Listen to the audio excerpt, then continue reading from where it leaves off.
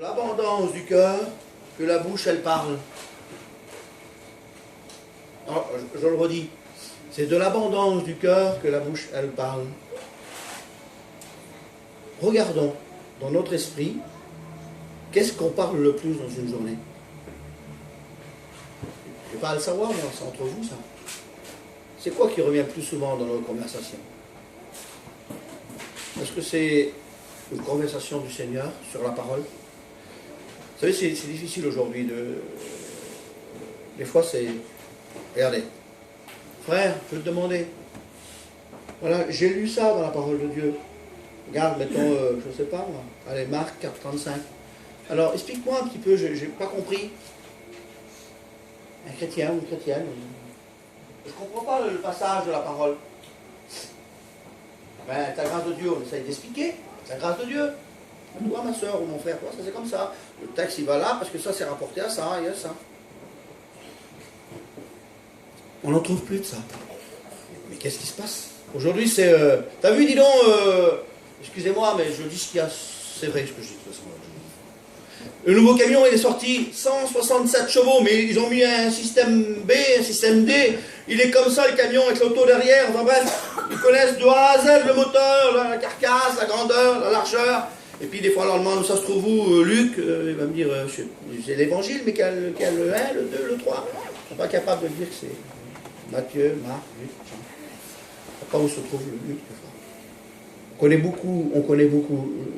Je mets le point dessus parce que vous savez, des fois, c'est en perçant, excusez-moi, le mal qu'on guérit. C'est pas en disant que vous êtes les plus beaux, les meilleurs des chrétiens qu'on guérit. C'est pas la pommade qui ne guérit pas.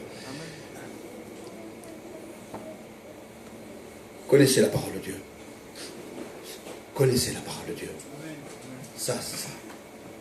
Regardons nos conversations. Vous savez, si nous sommes tous chrétiens, si un inconverti parle et que vous arrivez, et que la conversation n'est pas à la gloire de Dieu, et s'il ne change pas sa conversation, ça veut dire que vous n'avez pas le témoignage pour. Par contre, quand vous arrivez et qu'il s'arrête de parler parce que vous êtes venu, vous avez un témoignage.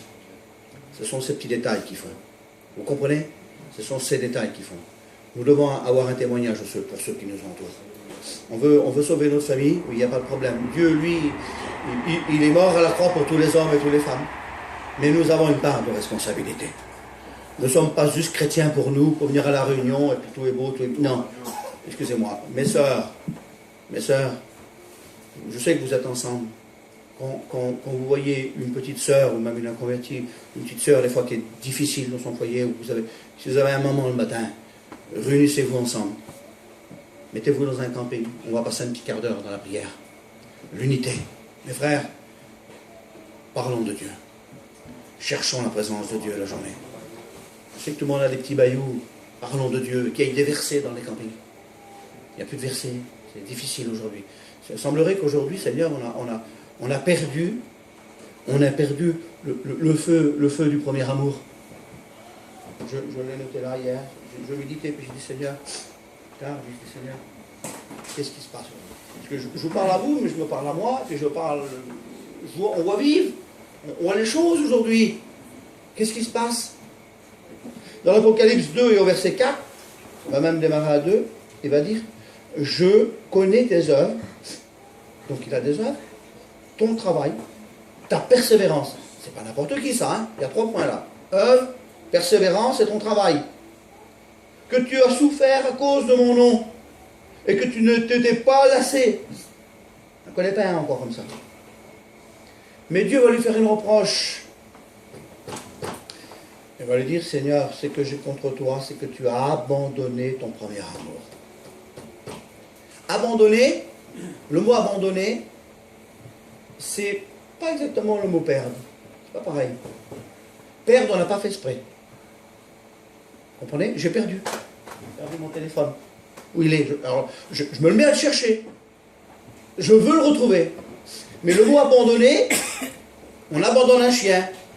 On arrête sur le bord de la route, on roule la porte, allez Médor, et le chien s'en va, et on met première. On le laisse. C'est ce que Dieu va dire. Tu as abandonné, tu as décidé, parce qu'il y a des décisions qui se prennent à l'intérieur du cœur. J'ai décidé de ne plus travailler pour Dieu. J'ai décidé d'aller dans tel endroit pour travailler. Parce qu'aujourd'hui, on ne demande plus, excusez-moi, on ne demande plus à Dieu. Seigneur, où est-ce que je pourrais être utile pour toi? Bientôt, c'est les missions. Seigneur, dirige-moi dans une mission. Je veux grandir. Je veux être plus fort. Je veux que mon foyer soit un foyer de Dieu. Je veux que le matin, eh bien, je chante des cantiques à la gloire de Dieu. Seigneur Jésus, c'est tellement beau quand on sent la présence de Dieu. Et qu'on s'arrête avec le camion là, avec l'auto, puis qu'on n'est rien dans un fossé, puis qu'on pleure. On pleure parce que la présence de Dieu nous envahit. Il y a combien de temps que ça ne vous est pas arrivé, que ça ne m'est pas arrivé? Il y a combien de temps que j'aurais tellement besoin d'être inondé par la présence de Dieu? Mais on cherche notre propre intérêt, on regarde la terre. Levons les yeux vers le ciel, il revient. Arrêtons avec le bas et la terre. Levons la tête, notre délivrance est proche.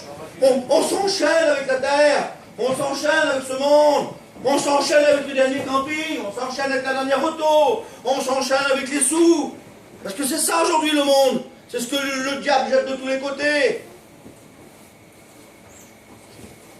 Demandons à Dieu, Seigneur, je veux être libre. Être libre c'est quoi? Je ne suis pas attaché à un pays, je ne suis pas attaché là, je ne suis pas attaché à ça. Montre-moi la direction. Je veux partir en mission. Montre-moi l'endroit où je serai utile. Parce que quand je suis libre, excusez-moi, je ne suis pas enchaîné avec ma famille. S'il n'y a pas ma soeur à côté de moi, je suis malheureux. Si je n'ai pas mon frère, je suis malheureux. Pas ça l'évangile. Si tout le monde aurait fait ça, alors personne ne serait converti. On a besoin d'être libre. Place-moi où tu veux. Même si c'est bien, tu veux me placer à savoir, je veux en savoir. Mais je veux que ce soit la volonté de Dieu. Tu veux me placer à, je ne sais pas, la plaine de l'Ain. Il y a la plaine de l'Ain, si c'est la volonté de Dieu. Mais que ça soit la volonté de Dieu, que vous placez devant le Seigneur pour voir la direction. Mais là, vous aurez un été béni, avec du résultat, avec de la guérison. La guérison corporelle, la guérison spirituelle. Et puis un travail où vous amènerez des gens à Dieu, parce que c'est tellement beau dans une mission. Allez, c'est la mission. Mais dans une mission, regarde, vous voyez, il y a un converti. Regarde, mets-toi à côté. Parle avec la femme, soeur, frère, parle, essaye de la amener aux réunions. Évite à manger, donne-y un café, qu'ils se sentent bien. Fais ton travail. Et quand tu es dans la réunion, tu as fait ton travail. C'est le Saint-Esprit qui promène justice, de jugement de péché. C'est pas énorme. Nous avons tous un travail à faire. Ne vous dites pas que vous êtes inutile. Des fois, on dit on est inutile, on ne vaut rien. Mais vous avez une valeur. Si le Christ a payé, c'est parce que vous avez une valeur. Mais vous n'êtes pas inutile. Vous comprenez, le diable dit que vous êtes inutile, vous ne valez rien, tu vas être inutile. Non. Mais écoutez jamais cette voix-là, elle n'est pas bonne. Elle n'est pas bonne. Ah, Dieu. Ah, je vais trop loin. Et je me laisse diriger. Je ne cherche pas, j'ai plein, je ne suis même pas parti dans le message. C'est pas grave. C'est lui qui connaît. Moi, je ne sais pas vos cœurs. C'est lui qui connaît vos cœurs, c'est lui qui connaît les besoins. Moi, je sais que je me nourris parce que j'ai besoin de ça. J'ai besoin d'entendre. Tout ce que je dis, j'ai besoin de l'entendre. J'ai besoin de me dire, Seigneur, ta volonté, elle est où? Aujourd'hui, moi, je pourrais dire, tiens, merci Seigneur, j'ai mon petit aux études, je suis grand-père, je suis fier, j'ai mon petit à 17 ans, il est converti à l'évangile, j'ai plus besoin de rien faire. Hein, on peut penser ça aujourd'hui. Mais dans mon cœur, je pleure pour des âmes que je ne connais pas. Je pleure pour des gens que je les aime. Dieu me donne de l'amour. Oui, ben merci Seigneur. C'est ma récompense, ça. C'est ma récompense. Je suis payé là. Mon salaire, il était payé. Mais j'ai mon neveu, il est inconverti. Ben, je dois pleurer pour lui, c'est ma famille. Ne négligeons pas notre famille. Celui qui ne prend pas soin de sa famille, il est pire qu'un infidèle, dit la Bible. Prenons soin de notre famille. Aimons notre famille. Mais il faut aimer aussi ceux qui nous entourent. Je veux, Seigneur, travailler pour toi. Vous savez, je vais vous dire quelque chose. Ce n'est pas un secret, ça, mais c'est une vérité. Un jour, un homme avait eu un besoin. Et puis, ça se trouve dans 2 Samuel 9. Vous la connaissez, l'histoire. C'est le roi David. Le roi David, il est là, lui. Il a été mis roi. Ça venait de Dieu. Il était mis roi, lui. Il possédait tout. Et puis il avait dans son cœur un dessein, un projet. David, c'est Dieu, au sens spirituel, hein. On compare à Dieu, si vous voulez, pour vous donner un exemple. Dieu a un projet, Dieu a un dessein pour toi. Moi, je bénis le Seigneur, c'est clair, parce que la sœur, je suis venu il y a quelque temps, il n'y avait pas grand monde, et puis Dieu connaît. Je sais qu'il y a des besoins, chez elle, chez vous, chez nous, mais Dieu entend, et Dieu a des bons projets, projet de paix, projet de bonheur. Et puis, il va poser une question. Il va dire à Simba, qui nous représente le Saint-Esprit, y a-t-il quelqu'un dans la maison de Saül pour que je lui fasse du bien? Alors ce matin, on peut dire, y a-t-il quelqu'un ici à la Valbonne pour que Dieu lui fasse du bien? Amen. Et puis quand tu dis ça, Simba va dire oui, il reste quelqu'un. Il s'appelle Méphibosheth. Ah bon? Oui, il reste quelqu'un. Mais il m'a dit, mon roi, il est perclus des pieds. C'est-à-dire qu'il est estropié. Il n'avait pas le droit d'aller vers David. Il n'avait pas le droit de venir. Il était perclus. Un estropié ne rentrait pas. Comme nous, on était estropiés, nous. On était infirmes au sens spirituel, on n'avait pas le droit. On n'avait pas le droit d'être sauvés. Il va dire, appelle-le. Y a-t-il quelqu'un dans la maison de Saül? Le fils de Jonathan. Jonathan nous représente Jésus-Christ. À cause de Jonathan, David veut faire du bien dans la maison de Saül. Dieu, à cause de Jésus, qu'il est mort à la croix, il veut nous faire du bien. Amen. Vous comprenez? Et puis cet homme qui est là, Simba va le chercher, sous l'ordre du roi. Parce qu'ils étaient toujours ensemble. Hein. Prenez le Saint-Esprit, Dieu et le Père. Il n'y a aucune onde de variation. Ils sont comme ça. C'est unis, les 5 doigts de la main. On ne peut pas les séparer. Ils sont ensemble, ils travaillent ensemble. Et si le Père dit ça, le Saint-Esprit obéit. C'est une unité. Et puis le Saint-Esprit va venir, on va dire comme ça. Il vient ce matin. Il représente Simba qui vient. Et puis quand Simba arrive, les portes elles se rouvrent, il va vers cet homme qui est là, qui est perclus des pieds. Il va dire, le roi t'appelle.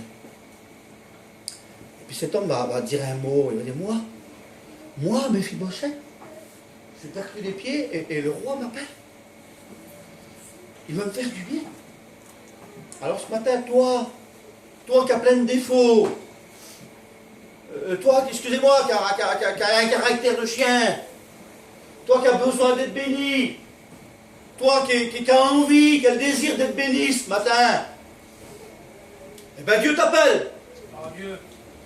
Il t'appelle, il est là, le Saint-Esprit là, il visite ton cœur, il t'appelle pour te faire du bien. Mais est-ce qu'il y avait une auto pour le chercher? Est-ce qu'il y avait quelque chose? Non. Quand cet homme vient vers lui, il t'appelle. T'es perclus des pieds, oui, mais pourquoi t'es perclus des pieds? Qu'est-ce qui s'est passé pour que tu sois perclus des pieds? La Bible nous dit qu'à 5 ans, il y avait une guerre, si vous voulez. Et puis à 5 ans, celle qui le gardait, la servante, elle l'a pris, elle l'a fait tomber par terre. Et quand il est tombé par terre, les 2 pieds ont été tordus, cassés, si vous voulez. C'est la terre qui a fait du mal. La terre vous fera toujours du mal. La terre ne nous apportera rien de bon. La terre l'avait estropié, la terre nous estropie. Le monde voudrait nous estropier. Le monde voudrait nous bloquer, nous empêcher de marcher pour l'évangile. C'est ce que le monde propose. C'est la terre, c'est ce que l'ennemi de nos âmes propose. Il sait qu'il a peu de temps encore. Et à ce moment-là, il a vécu dans cet endroit-là, tout seul, à Makir. Le mot Makir veut dire quoi? Veut dire vendu. Parce qu'on avait été vendu, mais Dieu nous a rachetés de son amour. Il a payé le prix. Et à ce moment-là, il a dû le ramener, je ne sais pas la distance, la Bible n'en parle pas, s'il y avait 2 km ou 5 km. Comment qu'il a dû le ramener? C'est comme ça, Simba, il a pensé à lui. Si j'ai pas de cheval, si j'ai rien, il peut ramener sur les épaules, je vais t'aider à marcher. S'il était fatigué, je ne sais pas la route, mais il a dû l'aider, il a dû être là. Mais je vais vous dire que le Saint-Esprit vous portera si vous êtes fatigué. Amen. Et vous aidera toujours.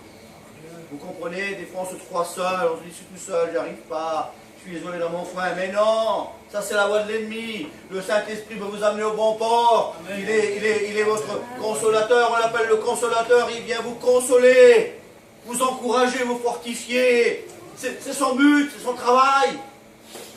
Il a un travail, le Saint-Esprit, c'est là. C'est de vous fortifier, vous encourager, vous aider, vous porter, pour vous emmener à ce palais. Quel est notre palais pour nous? Quel est notre royaume à nous? Il est au ciel, notre royaume. Il faut lever les yeux parce qu'il est au ciel. Et bientôt, la Bible nous dit, à la voix d'un archange sur la trompette, les morts en Christ, nos bien-aimés partiront, mais nous partirons ensemble. Ensemble. Ensemble. Je partirai, moi. À une seconde, je parle.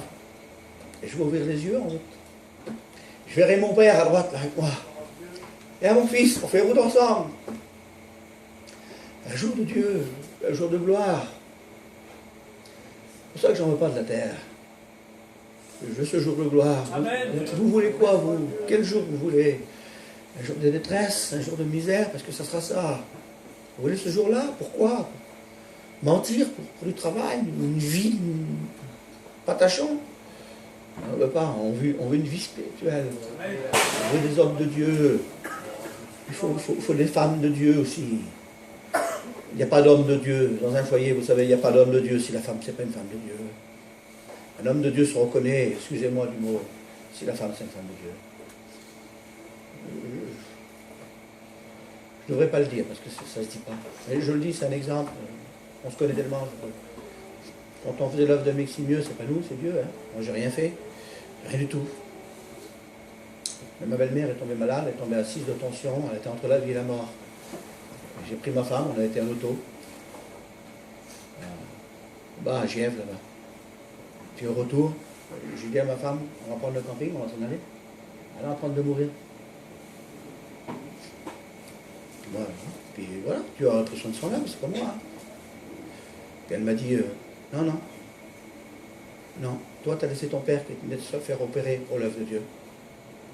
Mon père venait de se faire opérer du cœur et j'étais venu à Meximieux et puis j'avais demandé cette prière à Dieu, Seigneur, je m'occupais de ton œuvre, de ton travail, mais ne moi pas me soucier de mon père, m'inquiéter. Je ne pourrais pas rester, je n'avais jamais quitté moi.